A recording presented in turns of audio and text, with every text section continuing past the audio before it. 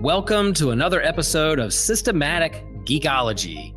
This is a space where we seek to create and cultivate healthy conversations between those things we geek out on and the philosophical and theological questions that often arise out of our fandoms. Like, what does it mean to be human? What makes a hero? What makes a villain? How do the stories and narratives we geek out on shape how we live in the world? We are your priest to the geeks. We aren't all ordained, but we see ourselves as mediators at the intersection of geek culture and going deeper in our faith. We don't always have to agree, but we do respect each other, and we see everyone as a beloved child of God. Everyone geeks out on something, so come geek out with us and enjoy the show.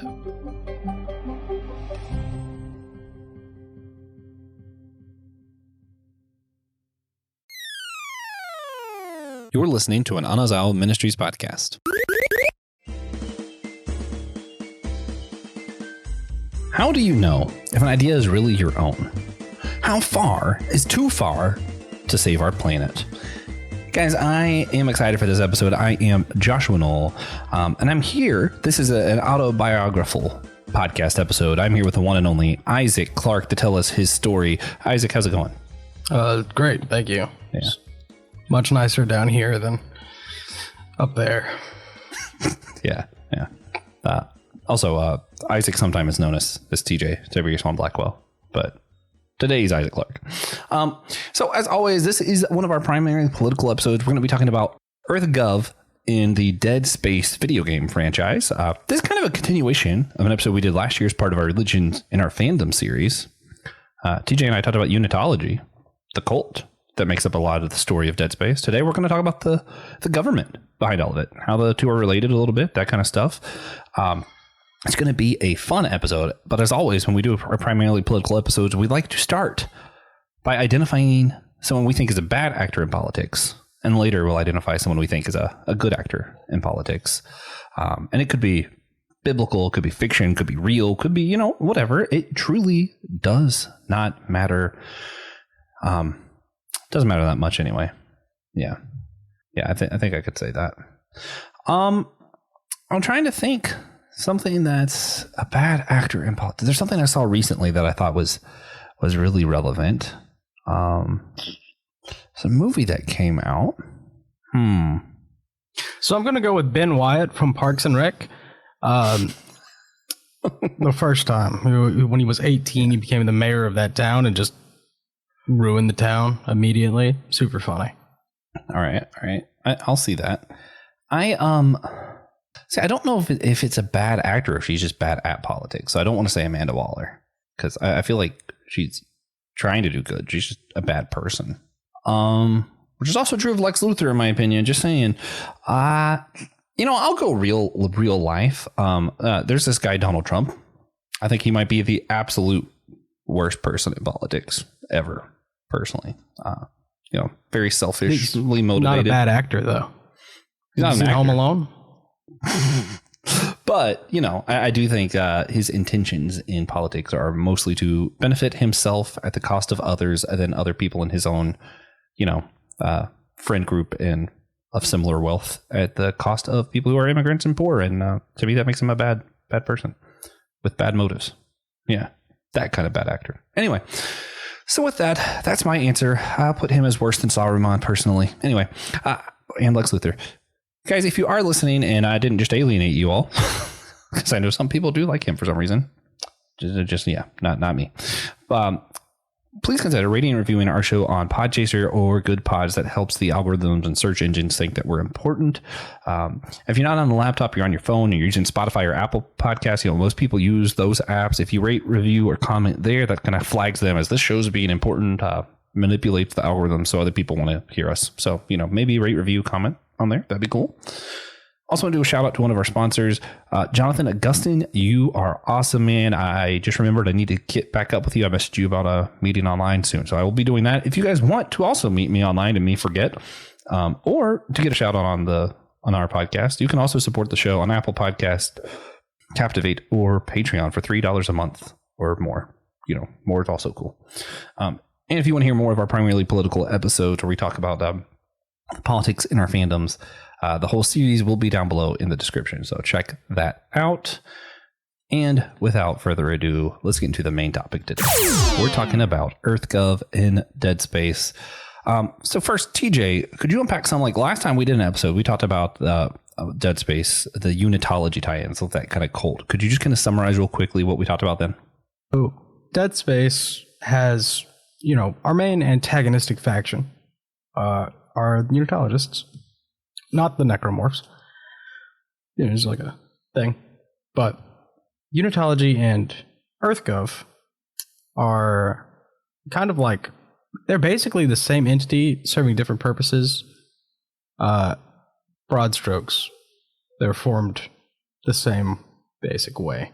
EarthGov kind of fell into the clutches of the Marker.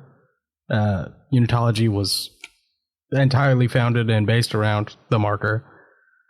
So, kind of that thing. If you want to hear us talk for like 40 minutes about Unitology, we did do that already. Yeah. From my understanding with Unitology, the thing that was interesting about it is, so it's a cult that worships these markers.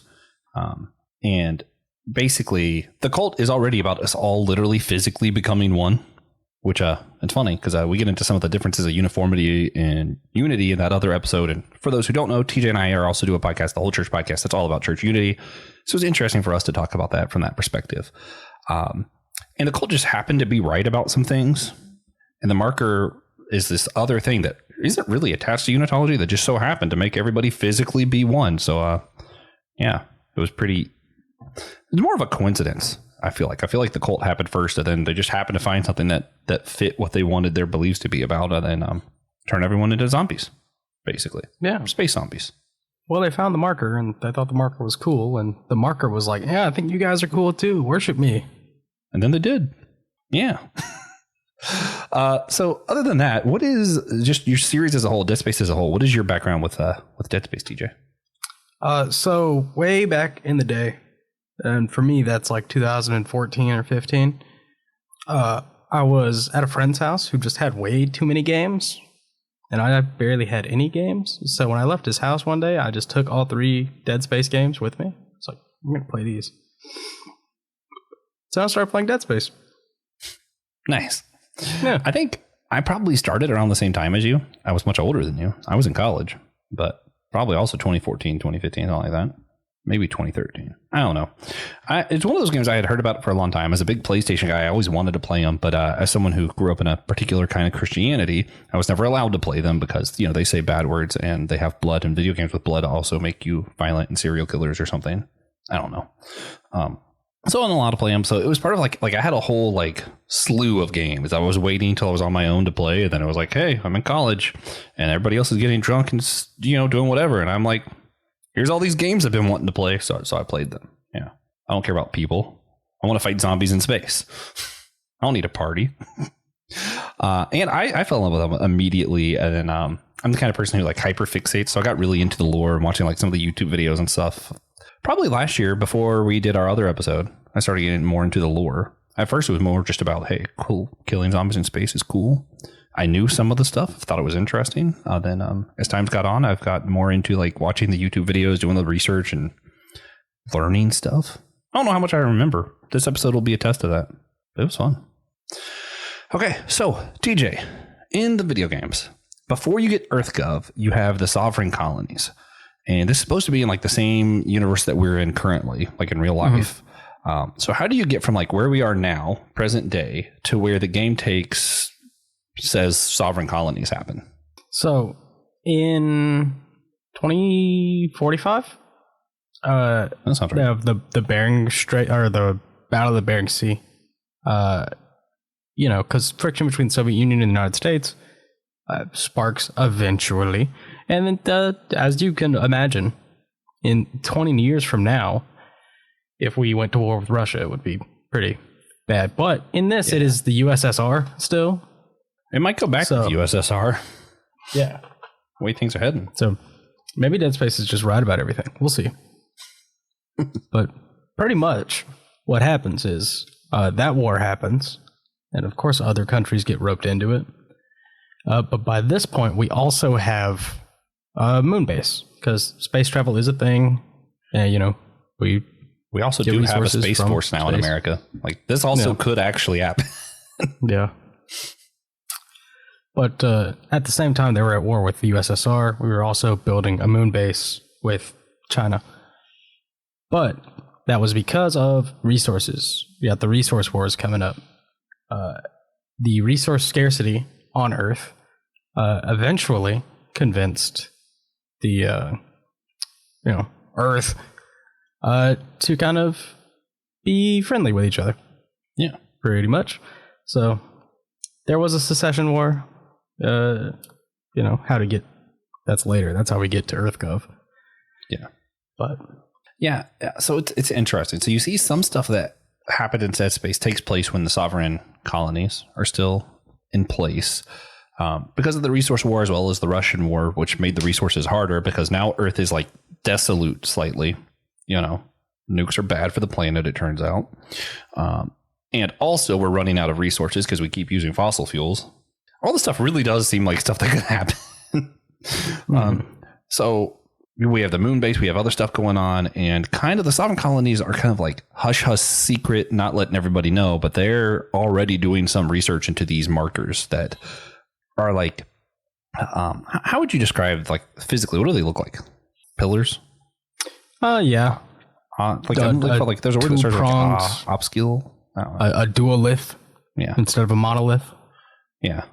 But they exist out in space, and they are just exuding like insane amount of energies. And they're like, hey, we can figure this thing out. Probably solve a resource problem. But their research, sovereign colonies research on it, kind of gets cut short because, like you mentioned, there was the secession fights and battles. Could you get into that maybe? A marker on Earth. Was there? I forgot about that. Mm-hmm. In the Chicxulub crater. Oh yeah, I forgot about that. So could you explain some of that, and then like what happens with like how do we get from sovereign colonies to EarthGov too? So sovereign colonies to EarthGov is a little easier. Sovereign colonies got formed like after the colonial expansion of Earth. So like we are going out and finding inhabitable bodies because Earth's messed up. Then the secession war happens at the start of the 24th century. During the secession war, SC, the sovereign colonies dissolves, and can't believe I forgot the first part of EarthGov. It's Earth. Well, the Earth Government Colonial Alliance was founded. Yeah. Yeah. Yeah. I mean, it is interesting. Like just kind of following the line. Like it's very much not fantasy. Like a lot of Star Wars, it's sci-fi, but it's also definitely fantasy. And like all of this stuff is like technically possible, not outside the realm of possibility. Yeah. So we'll see. Yeah, we'll see if Dead Space is right. It could be future history. I don't know.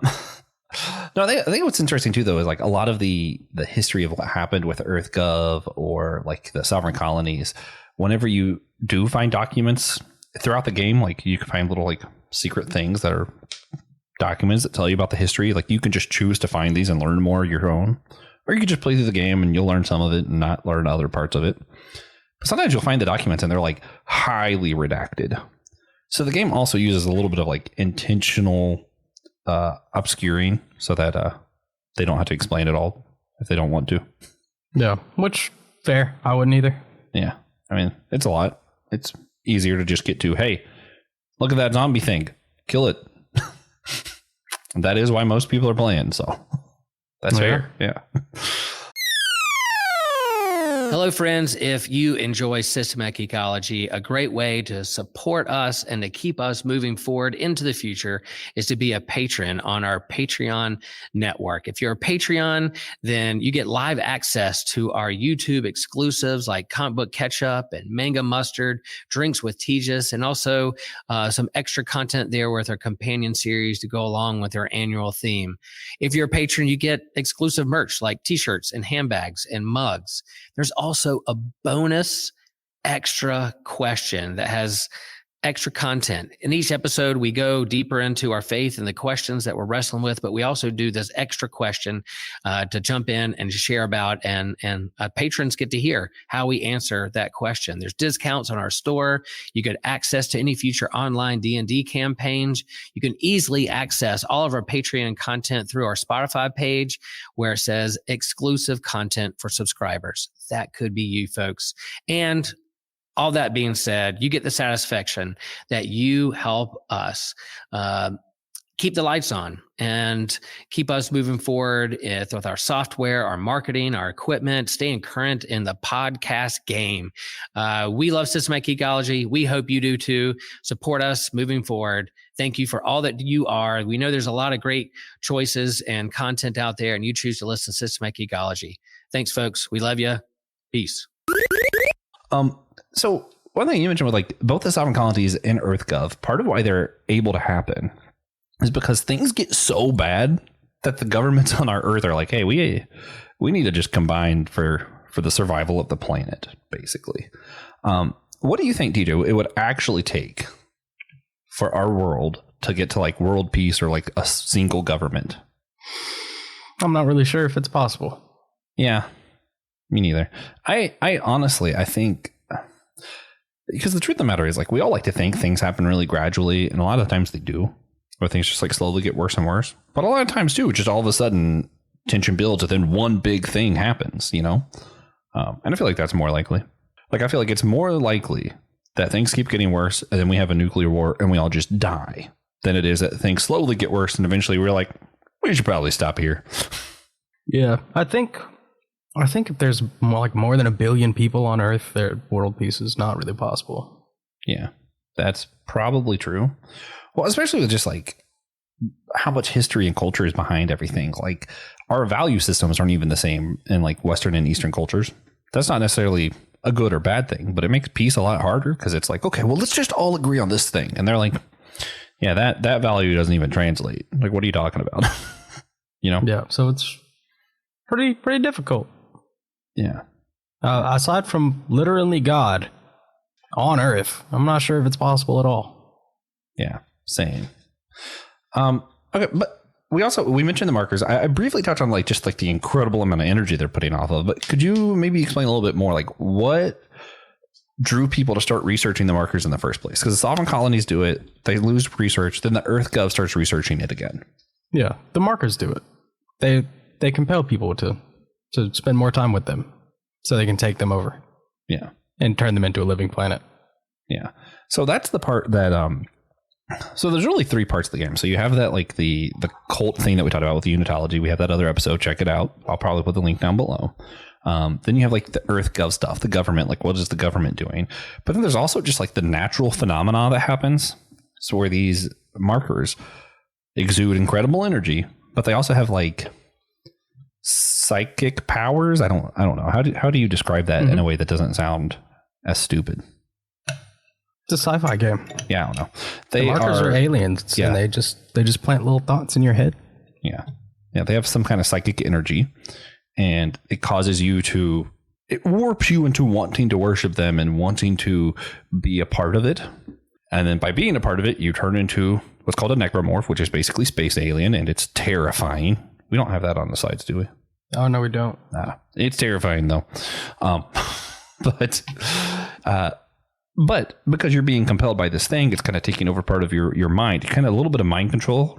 But it's really hard to tell sometimes where the mind control ends and where our motives start, you know? Because like you can easily trace a line where, oh no, the government actually did have an interest in pursuing this energy because we were running out of resources. So it's hard to follow like that line and go, wait a minute. So when did it stop being we're trying to get resource and start being this thing's manipulating us into being a part of it, you know? Yeah. And it's definitely just like bad timing. Like, we found the marker, resource hungry, in need of power. The marker gives off insane power. Yeah. It's unfortunate. Yeah. Which is funny because it like coincides almost exactly with what happens with the cult, where like they're wanting to be one, they're already starting this kind of cult, and then boom, here's a thing that's telling them to worship it, and it'll make you one. You know? Yeah. it's just going to be really annoying in 20 years when we find a marker and everyone's like, hey, no, let's not mess with that. But yeah, people like us are be like, wait a minute, there was a video game about this. We shouldn't do it. No one else is going to think we're crazy. Yeah. I think they're going to get mind controlled. But by that point, all of our politicians will have been born in 1980. Yeah. So maybe they'll listen. That's true. It's possible. So part of also what kind of compels some of the people and why they keep it under wraps and they don't tell everybody, EarthGov and the Sovereign Colonies both end up being very much ruled by the rich, the people who are already powerful, and they don't actually care that much about the people. In theory, it's oh yeah, we'll have infinite energy for everyone. But realistically, they're if we get this energy, we could force people to give us all their money. Yeah. And that's why they don't tell everybody, because they're we want it for ourselves. So they don't share that information. And then it just be those who are closest to the higher ups are the only ones who know about it, who are also the people who are physically closer to the marker, which means they're all being mind controlled. And all the people who aren't physically close to it are being kept out because, no, we want our money. So they're kind of keeping it a secret. Yep. Yeah. In a capitalistic society, the rich will always end out on top.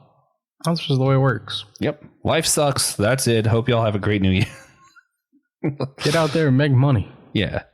Man. No, this episode is dropping, ironically, January 7th. So the day after the January 6th in America is a big date for several reasons. One, because of the revolt that happened because of Donald Trump. And then also because that's when we finalize the electoral count in Congress. So it is interesting how you already kind of see people who spend their lives in politics, whose family are in politics, stay in politics. People who are rich and powerful stay in politics. And that's not just true in America. That's literally across the world. And one of the things that is interesting, and it's one of the few positive things that I can pull out of Donald Trump being elected, is you can actually see worldwide, everyone's just got really fed up and are well, we're going to vote against the party that's in power right now. That's where you see across the world, a lot of the governments that were, leaning liberal became conservative. A lot of the governments that were ruling conservative all of a sudden become liberal because all the people said, no, we need a change. And what's interesting is, even though we changed, we just went from Joe Biden, spent his whole life, his family's in politics, that's his life. He is that kind of person, to Donald Trump, who is a person of rich and wealth and power. We're still just putting the powerful in powerful positions. We're not, we're not actually doing anything to turn the system upside down or anything. Yeah. So here's how Andrew Yang can still win. Oh, man. Funny stuff. But yeah. And that's just, I'm trying not to make it just American, but it is interesting when we see this of even when we switch and we're going to vote for someone else, we just have a tendency to vote for other rich, powerful people. Or even if it's not voting, it's a lot easier to see that in some of your more dictator-led countries. But yeah. So if the rich and powerful always end up staying on top, like you said, DJ, can we ever actually trust politicians, or should we just always ignore what they say? I don't trust a lot of rich people. Yeah, fair. But can we ever trust them? Because, usually they're the ones that's going to tell us what's the leading scientific research of the day, or how our economy is doing. That's where we get this information. So how do we know when we can actually trust it? That's up to you. It's hard to know when you can trust anything these days.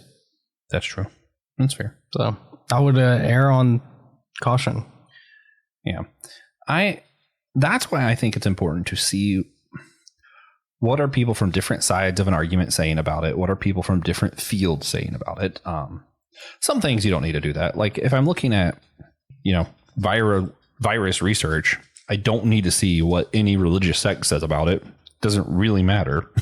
I need to know what scientists are saying about it. And if there is debate, what are the other scientists saying? And then do all of my research for myself that I need to do to make an educated decision about stuff. I would say you can't be an expert of everything. So don't just commit your life to researching every single thing that comes up, but do enough to know who are the leading experts. What are they saying? When there is disagreement, read up on the disagreement, and then you can make a decision for yourself, I feel like. Yeah. And I mean, that's not just medicine. It's money too. You have a lot of people who, most of our leading economists, in America will tell you that the tariffs that are being suggested are absolutely terrible and will wreck our economy. But there are people who disagree. They're in the minority, but it's still worthwhile to read why they disagree and like what they're saying. Just to be educated is good. But powerful people are going to stay on top. Don't just blindly accept everything they say, but don't try to like waste your life researching literally every little thing that comes up. That's what I would say. Okay, I found it. I've been looking for it for a minute because I couldn't remember what it was called. But there's a website called Ground News, which is pretty good as like a primary news source because anything on the website has multiple sources for it. Mm-hmm. So you'll see what certain websites are reporting on that others aren't. It's like if something is only on Fox News, that just gives you the kind of idea of who cares about that. Any articles about the same topics, news is about the same topics. We'll show you both of them or all of them. It's like if we've got Fox, MSN, CNN, like the BBC, like it'll show you all of them at the same time. So you can cross-reference and, try to make your own informed decision about whatever's going on. Not a sponsorship, but it would be cool if you're listening. Yeah. Ground News. Yeah. Well, so that's the other thing. So when we talked about this with the cult of Unitology, and I think it's also relevant here with EarthGov. I don't remember exactly who, but if you pay attention, a lot of the times they put their focus on a leader or a group of leaders. And I think that's another thing you can tell, whether it's news or politicians. If what they're talking about is mostly a person, what they're doing, you might be able to classify as hero worship. They're probably not being very honest with you. They're wanting you to think good of a person because they don't want you to see the ideas or the stuff behind it. And that's that's how you know when you might be in a cult. It's also when maybe your political leaders don't actually have a spine. Looking at Lindsey Graham in South Carolina, he had certain ideas. He went back on most of them, and now the main thing he talks about is certain people because he wants to basically fall in line with them so that he can stay in power. And that's how you can kind of identify if someone's saying something about people more than they're saying stuff about their ideas. They probably care more about the power than the ideas. Yep. Yeah. And the people eat it up. Yeah, it's great. But TJ, on a more personal level, it's important for our politics, but like even personally, how do I know when something's actually my idea? You know what I mean? Like so in this game, it's these markers are like putting thoughts in my head. So it's at one point I went because I want the energy. And then at some point I started doing it because I'm getting manipulated to do it. Similar things happen in religion, politics, all this kind of stuff, right? Where like maybe originally I went to church because I was looking for answers. Then all of a sudden I'm finding myself in a church where it's telling me these are the things I need. These are the things I want to do. And then I'm being manipulated by it, and at some point I went from seeking on my own to being told how to feel and what to do. Same thing happened in our politics. Like maybe I should stop using specific examples. Maybe you did follow a politician though, because you liked a lot of his ideas. And then at some point he starts telling you, no matter what, you have to vote Republican. No matter what, you have to vote Democrat, whatever. And then at some point it stopped being about the ideas and you supporting his thoughts. And all of a sudden it's him telling you what to think. How do I know when I'm still doing something of my own volition or if I'm doing it because I'm being manipulated? You don't. There's no way to ever find out. Not really. The world we live in, we're constantly surrounded with information, advertisements, propaganda, other people's opinions. There is legitimately no way to confidently say, I came up with this is my idea. That being said, your stance is your stance. And if you're doing your best to be well informed, educated about the issues that you're speaking about, then that's your idea. And you can choose to endorse specific people whose ideas mostly align, but you just have to say like, well, this is who I'm supporting, but it's not quite my views. Yeah. I do think none of us are an island unto ourselves. We're all in constant relationship. We're in entanglement, to use Will's favorite word, in a process of becoming. I just want to, shout out Josh Patterson. That's the only reason I say that one. But because we're constantly in relationship and we're constantly getting stuff from other people, I think the danger more comes in when you blindly trust a single source or a single person or a single church, single religion, maybe. So I would say the best thing to do, you're never going to know if an idea is originally your own.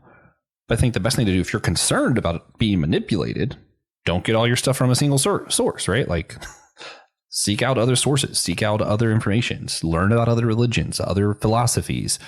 And then you still might not be having your own ideas, but you can more confidently say that you've thought about it and seen the other perspective. And you're not just being manipulated by one person, at least. You're being influenced by a relationship of various people across different ideas. And I think that's probably a healthier way to go about life. Mm-hmm. And I do want to say really quick, just because I mentioned it, Ground News is not free. It is 83 cents a month. Yeah. Instead of Ground News, what I do, which I'm probably going to check out Ground News too. I'm curious if they're on Substack, but I use Substack. It's for me taking place of what Twitter used to be, where I can like follow certain people and get a bunch of different ideas. And now Twitter's algorithms just kind of give you certain people's ideas and that's it almost. It's really hard to use Twitter the way you used to be able to. Substack, though, you have notes, so I can get the short blurbs from people who are on both sides of the aisle, and I can also read like long form ideas that have been thought out and fleshed out a little bit better. And you're a little bit more in control of who shows up on your feed. It's pretty cool. I did an episode about it with Nick Polk on Whole Church. You guys should check that out. We talked about Substack as well as both of our Substacks and plugged his book because we want everyone to support Nick Polk. You thought we were telling you how to avoid a cult. Instead, we're telling you how to find a better cult. Everyone, follow Nick Polk. Listen to every single thing he says. Allow him to manipulate you. Because someone's going to manipulate you anyway. Might as well be Nick. Yeah, we love Nick. All right. This message is sponsored by Nick Polk of the Tolkien Pop Substack. Yeah, completely. This is all his idea. Oh, man. No, but... yeah. The only last thing I want to get at, outside the manipulation bit, there also is just like they justified a lot of messed up stuff to do research for whatever the markers. And the justification, if you take away the brainwave thing, and because you don't know when it's their idea, when it's the marker's idea, but what you do know is that there's a justification here where they take people like Isaac Clarke who've been impacted by the marker, but have not turned into a necromorph or zombie thing. And they kind of torture him to try and pull out parts of the marker from him so that they can still use the energy. So there's an idea that they're going to solve Earth's energy problem by torturing people and pulling stuff out of them because they just happen to survive the marker. And I think anyone in the third party and playing this game, you're like, wow, that is messed up. These are some bad guys. But I can kind of see where they got there, right? Because that's like the whole thought is, we're going to sacrifice this small group of people so that without getting too close to the marker, we can give the whole planet energy. I mean, realistically, they're going to sell energy to the whole planet because they want to make money, and that's their whole motive. But you can kind of see the justification a little bit there, though, right? So how do we know when we've gone too far, DJ? Again, it's one of those things where it's really hard to know. Is there such a thing as going too far? The Bible says, follow all just laws. It's a just law. Are we also responsible for overthrowing unjust systems? Yes. I would say so. I especially, another plug, Trip Fuller, his work with Bonhoeffer, I've been kind of keeping up with some, and I'm like, oh, yeah, no, we need to do more to stand up against unjust systems in our politics. Yeah, Bonhoeffer's a big one to follow if you care about politics and faith. Yeah. I mean, it's hard for me. It's less hard because I am like completely against utilitarianism. If an action is right, it is right, and if it's not right, it's not right. Torturing a person, that's bad. I don't care what the end result is. It's bad. I just wouldn't do it. I advise against it. To pull my Christian Taoism card. Lao Tzu talks a lot about it.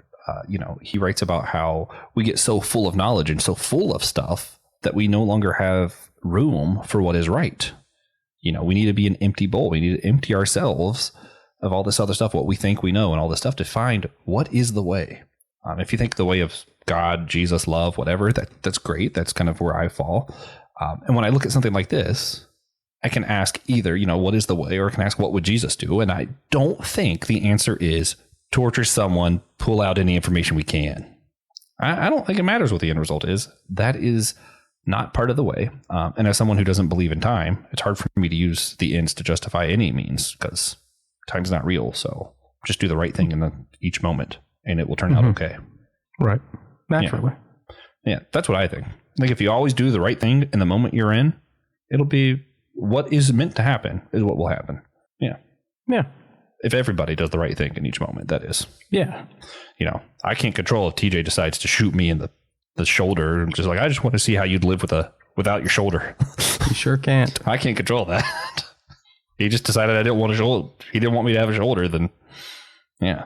What I can't control is after I get shot in the shoulder, I can decide what is the way. Is it to shoot TJ back, to forgive him, and then learn how to live without a shoulder? I don't know. You know, I'd say the second one. I think so too. I think shooting you back is probably wrong. Yeah, you should. Would Jesus tell me to turn the other shoulder? Is what I want to know. Yes. If someone blows your shoulder off, turn the other shoulder so they can blow that one off too. Yeah, my new translation of Jesus's words. There it is. Yeah, I mean that's just pretty much turn the other cheek. That's the same. Yeah, turn the other cheek. Let them shoot both shoulders. It's the same thing. I think it really is. This would be my last little side tangent. I think a lot of people are like, well, it says turn the shoulder, your cheek. Sorry, it says turn the other cheek, but it doesn't say you have to keep turning the other cheek. Jesus would tell you to fight back after turning the cheek once. And I'm like, okay, wait a minute. Where are you pulling that from, man? That is not what that means. And I think a lot of people do that where they're like, well, he says that, but he doesn't want you to be a pushover. I'm like, actually, I think maybe he just did kind of want you to be a pushover. that actually might be okay. You know, we get in these we're stuck in these honor shame kind of cultures. And we're like, well, that's, turn the other cheek because Jesus said so, but I don't have to do it more than once. Yes, you do. Forgive 7 times, 70 times. Yeah. Or back to Lao Tzu, be water, where you benefit everyone, but you're not in competition with anyone. I think that's what it's supposed to be. I go with the flow. TJ shoots my shoulder. I'm going to go with the flow. I don't got to shoot him back. I'm not in competition with TJ. It's good. Now apply that to politics. How do I turn the other shoulder in the political arena, DJ? Well, we've seen some politicians handle slander campaigns graciously and respectfully, and just standing firm in their actions and their words, and just saying that's not true. And moving on, we've also seen counter slander campaigns. I think it's pretty clear which one of those you're supposed to do. Mm-hmm. Yeah, true. I also think that's true. And it tells you if you want to vote for someone or not. Don't support some. Here's my thing. As a Christian, or as a Taoist, if you want, you don't support evil. So if someone's guilty of sexual assault, don't support that person, perhaps. If someone's going to do a slander campaign or a reverse slander, going to respond to it in the same way, don't support that. You can just choose not to support anybody, too. That's always a choice. But I think personally, because I think I alienated a lot of the Donald Trump supporters earlier on anyway, so probably a lot of more people closer to my camp listening. But the thing I worry about that's relevant to this, and TJ's going to give us all a great piece of wisdom and we'll wrap this up. A lot of us saw everything that Donald Trump represents, how he's talked bad about people, how he's going to go after political components, and how people who are in this side of the camp want to, do stuff against immigrants and ban this. And, there's a lot of stuff that we think are nasty. It's filled with anger and hate. And I think, we could respond in jest and also do anger and hate and whatever it takes to keep him from getting credit. I think that's wrong. I think we still want the best for the country, even if Donald Trump gets credit for it, because I kind of want the best things to happen for people, and to do the right thing in each moment is still important. Mm-hmm. If he had a fantastic FDR level second term, that'd be crazy. That would be crazy. It'd be great though. Be good for the country, even if I don't support him or what he stands for. I still want the best thing for the country and the people around me. Yeah. Yeah. And it'd be really funny because so much of the country would still be, wow, that guy sucks. Hate him. Yeah. Couldn't wish any worse for him. Yeah. I would still say that guy sucks and I hate him. Yeah, that's what I'm saying. That'd be hilarious. I would also say he did a great job. Seems I'm not afraid unlikely. to admit it. I just not like him while I admit it, It's a character problem for me. Yeah. But Similarly, though, if he came out and said, we're going to start torturing Isaac Clarke to get information about the marker and give everybody clean energy, you might see a lot of Democrats support that because clean energy. I will be against it. Torture bad. Joshua Noel, 2028, torture bad. Nuclear power good. That's true. Nuclear war bad. Nuclear power good. Mm-hmm. Yeah. All right. Any other notes about Dead Space or politics or anything else before we start wrapping this one up, TJ? Nope. All right, then. Guys, thank you so much for listening. We got really political. I mean, January 7th, 'tis the season, I guess. And the name of the series, primarily political. I mean, that's kind of what it's about, I guess. At the beginning, we asked everyone to identify a bad political actor, real life, biblical, fiction, whatever. Now we're all going to identify a positive political actor. And TJ will go first since he has time to think about it. And my brain's hurting for some reason. I'm going to go with Ben Wyatt from the end of Parks and Recreation. Really same character. I love it. Yeah. He really went through a lot and becomes, and I don't even remember his actual title at the end of the show. But he was good at it. Yeah. He learned a lot. Yeah. I'm going to go with, I'm trying to remember her name. I'll say he was the first man at the end of the series, so. Stall for me. I got to look up someone's name. Parks and Rec is full of good and bad political actors. If it's just something you like small government and towards the end even big government, sitcom, it's really good. I found out why I couldn't remember her name. She doesn't have a name. Grand Councilwoman from Lilo and Stitch. Great political actor. Anti-chaos, wants to benefit all planets, respects the rules. She's awesome. Mm-hmm. Mm-hmm. Yeah. Turns out her name's literally just Grand Councilwoman. Who knew? Me. Probably a lot of people, but not I. TJ and I are also about to record an episode about that, so I kind of cheated. Anyway, guys, we appreciate you all for listening to this. Please, if you have the chance and you're on your laptop, go to Good Pods or Podchaser to leave a rate and review there. That helps Google search engines and other search engines give a crap about our show. So that's cool, and it's a free thing you can do. If you're on your phone, you're using Apple Podcasts or Spotify, rate, review, comment there. Those are the two most popular podcast apps, and if we get ratings on there, especially good ratings, they flag our show when other people look up something like Dead Space or Lilo and Stitch. We might be one of the first things that come up if you guys give us enough ratings. And again, that's a free thing you can do. Shout out again to Jonathan Gustin, you rock man. Thank you so much for supporting the show. Not free, with money. He supports the show with money. So he gets a shout out, and you can too for $3 a month or more on Patreon, Captivate, or Apple Podcasts. Remember, this is part of our primarily political series. So if you want to hear other primarily political episodes that we've done, whole link down below, as well as probably the link to the Unitology episode, because it seems like it'd be weird if I didn't link that episode to this. And we need you all to do one very important thing for us. Just remember, we're all a chosen people, a geekdom of priests.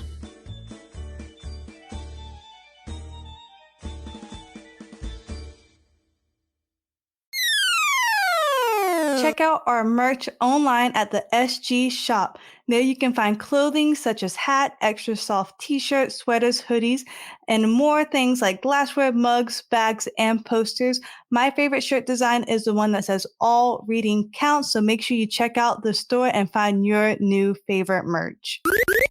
Hey guys, Christian here to talk to you about the ANT Network. That is the Amazon Ministries Podcasting Network. That's what we do for all of us here together. You can follow the whole network in a single feed on Spotify at Amazon Ministries Podcast or on the network page on Apple Podcasts to just see what we're all doing. And what are we doing? Well, we have plenty of things here. We've got the homily. You love Pastor Will. You want to hear Pastor Will preach. You hear the man doing a homily there. It's amazing. The man does spectacular work for Holy Trinity Lutheran Church in Chapel Hill, North Carolina. Then we have the Whole Church podcast. If you want to hear Joshua and TJ talk to different people from around the church who have very different views on how things should go, check it out there. You want to go to My Seminary Life, you want to get some more Brandon Knight in your life, who doesn't want more of that? Go there, hear about the man, discuss his time at seminary, which is what he used to do. Now he's on other topics, and just head out there for what the rest of the man can do. Hear a lot of good stuff that way. Now you can head over to Let Nothing Move You. That's my podcast where I go through the Bible chapter by chapter, verse by verse. I started with Luke, then I went to Romans. Now I'm in Genesis, and I'm moving on from there. It's a good time if you want to hear How I View the Bible, how things should go there. You can do that. You can go to Dummy for Theology, where you can hear Joshua Noel discuss the various theological topics that he has there in an attempt to show every side of big discussions, leaving you with more questions than answers. If that infuriates you like me, but you still want to listen, head out that way. You can go to the Bible After Hours. We have the foul-mouthed preacher there, and he's going to deliver things that not ready for every ear to hear, but sometimes you need someone to be a little filthy out there just to give a more progressive view of the church, to challenge the status quo of what is happening here. Do you agree with him? Do you not like him? How are you going to know if you don't listen to him? And finally, we have say best for last, the Clydes. Taylor and Elizabeth Clyde. You need some more pangalanging in your life, like all of us do, then head out there, see what's going on in their own life, in their own ministry, so you can hear the devotions and everything going on in their lives. Once again, that's the Anna's Out Ministries Podcasting Network, AMP, and we love you guys. See you next time.